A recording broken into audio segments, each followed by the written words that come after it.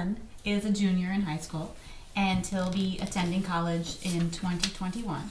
2022. He'll be attending college. And our biggest concern is the colleges don't seem to have breaks when it comes to tuition. We don't see that the value has increased in the education, but the price itself has increased. Kyle and I went to school 30 years ago, so the price difference that we're seeing between then and now is astronomical.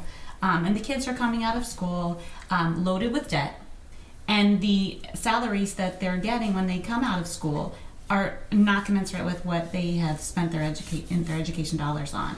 America has to start investing in education. This changes everything for us. If we don't get our best and brightest into education, we will not solve the problems, and we have some very difficult problems before us.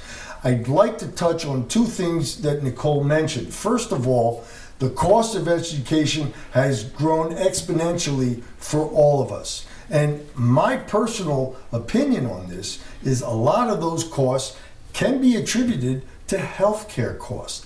Hard to believe, but our healthcare budgets in our school districts, we've had some school board directors sitting here at the table, represents in some cases 50% of our public school budgets for to afford the health care for the people who work within the school district.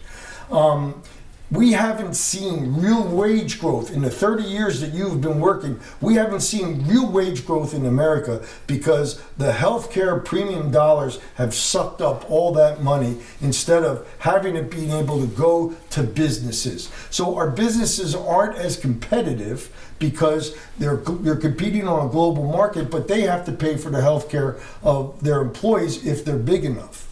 And our small businesses are having an even greater struggle because not only are they wrestling with this situation that you've described, but they also have to buy healthcare on the open exchanges for themselves. And we have some people sitting at this table that have had to try and do that.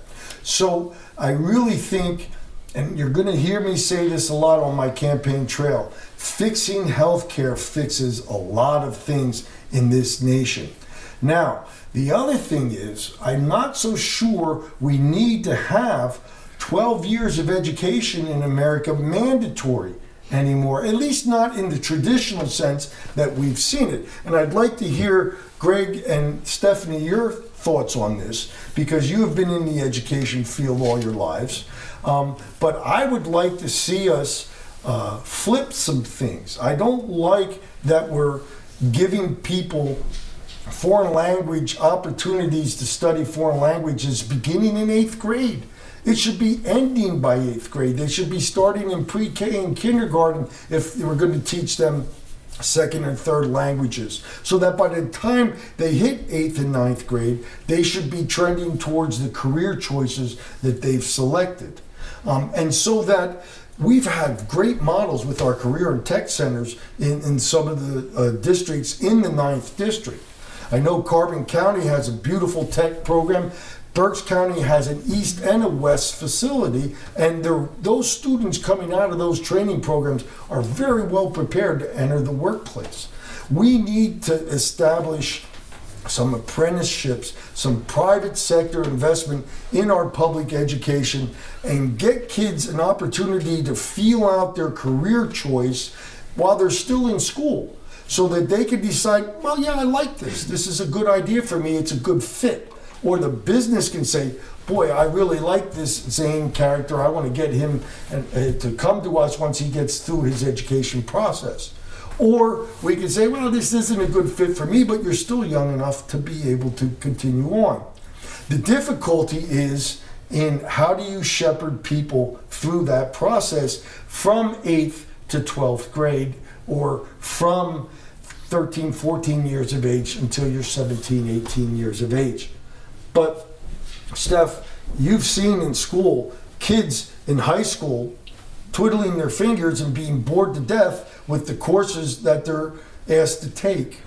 Don't you think if we could get them into a work schooling situation, that would be a far advantageous program for them? Absolutely. in one aspect, our school fails those who are not. I always used to say in my classroom, it's not how smart you are, it's how you are smart.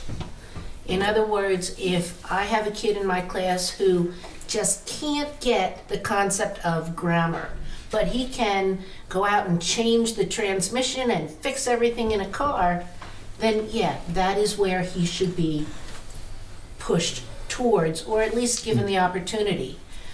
When I taught in Baltimore, I wasn't allowed to teach grammar because these kids wouldn't need it. They were more susceptible to other types of learning. I think in that way we fail some of our students. It would be nice to be able to put them on different tracks that would be best for them. Greg, to bring you into this conversation, I like to use the expression skin in the game. I think Washington needs to allow the decisions about education to be left to those who have skin in the game, the parents, the teachers, and the local school districts. They know best what their area career-wise needs for the 21st century jobs that we have coming down the pike. I just see teaching to the test as being a real problem for America, and we've allowed it to be a problem for too long.